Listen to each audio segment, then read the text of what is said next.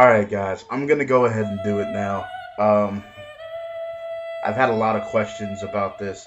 Everybody wants to know my take on this game. What do I think about it? My impressions of it and shit. And the reason why I didn't put one out before is because I thought it would be a given. It's an RPG. You gotta put extensive amount of time with an RPG before you can even decide to give it a first impression.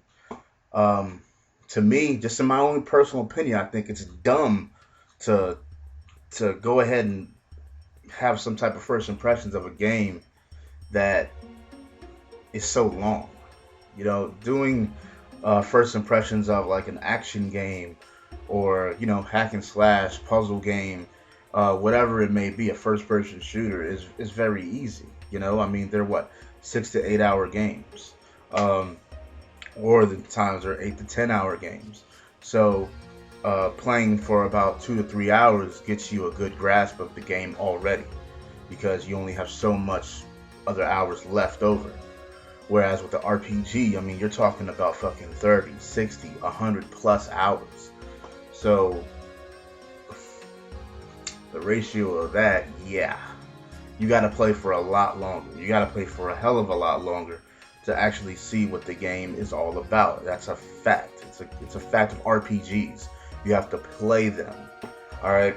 Now, what I've been seeing already, before I even get into my impressions of this thing, is that a lot of people have been giving their impressions, and they're like, they haven't played too much. I mean, like I said, playing fucking 3 to 6 hours, 8 to 10 hours. I mean, even almost 15 hours is nothing to a game like this. You have to really play it for a while.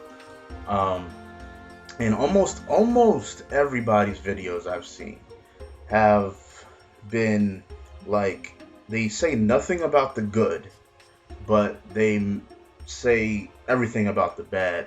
And when they do say things about the bad, they make it seem like it's this big, when it's really like this big. I don't know why people do that, but I guess when they're upset about something, they tend to do things like that. Is there things about this game that I'm upset about? Yeah, there is. But all in all, I don't think it's as bad as what everybody else is fucking really making it out to be, like it's some damn travesty or something. But anyways, let me get on with this shit. First of all, how I'm gonna do this is that I'm gonna compare it to some other people's videos. So I might say certain key person's names, like I might say 7 levels, because I think he put up an impressions video yesterday, I think, about it, and there was certain things he said that I didn't correctly agree with. But I mean, that's what this is all about. It's about opinions, debating, all this shit. So yeah, let me get on with this. I'm gonna start with the most important thing with the least important.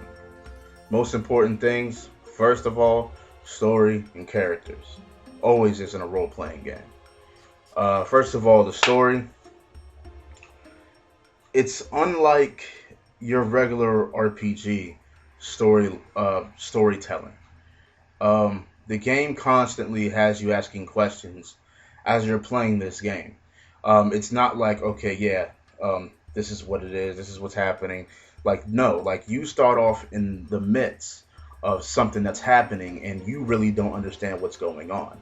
For sometimes you kind of want to scratch your head, because you're like, okay, what's going on here? Is this a bad thing? No, it's not a bad thing. It's just a different way of storytelling. Um, there's been a few other games that has done the same thing. There's been plenty of movies that do the same thing as well.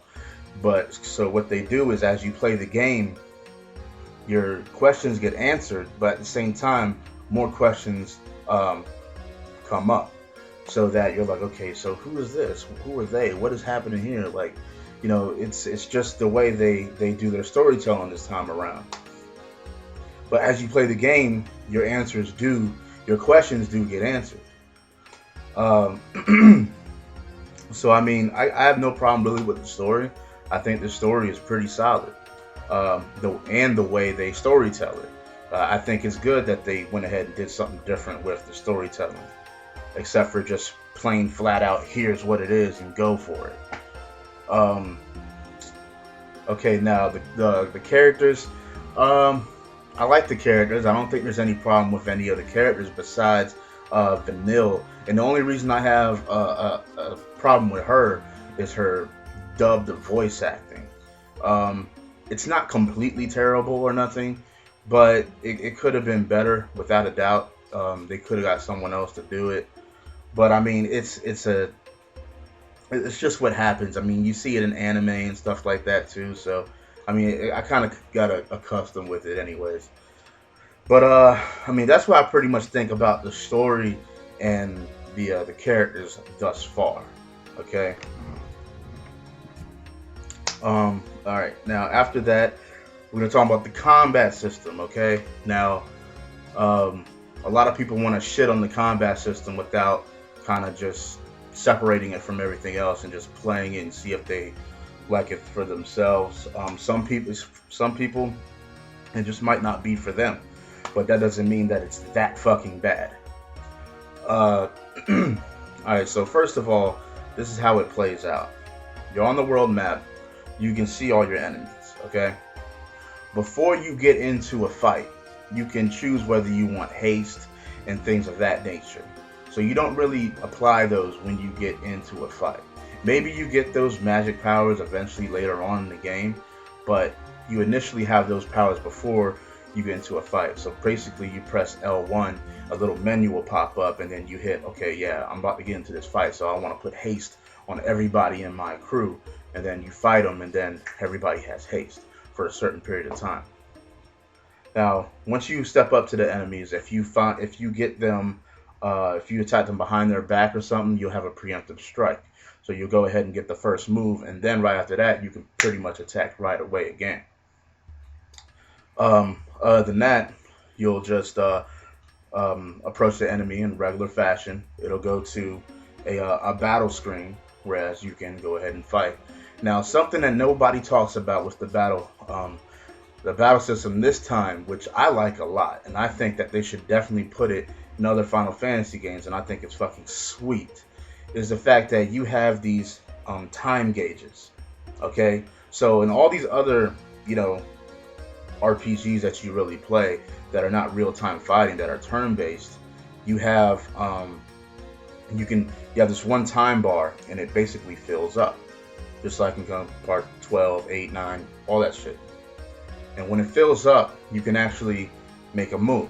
You can do a magic, or you can attack, or you can use a potion. But this time around, they have these time gauges. They don't have one, they have 1, 2, 3, and you keep building them up as you play through the game. And basically, so you can go ahead. Told you, I'm gonna break this shit down to the fucking nitty gritty, son. Basically, what you can do is you can tell your person, okay, attack, use this magic again, and then attack again. And this is what gives this game a feeling that the battle system is very fast paced, and I like that a lot. Like, it's very upbeat, because your guy will go ahead, attack, he'll use some magic, and then he'll attack again, or whatever you specify him to do. So I think that's really fucking sweet. I think they did a good ass thing with that. Now, on the downside of that is the fact that you can't play as everybody. That's a messed up thing. You can't control everyone. Out of the entire battle system, I think that is the weakest component. That you cannot control the other two people. I'm going to go ahead and end this video now and continue on the next one.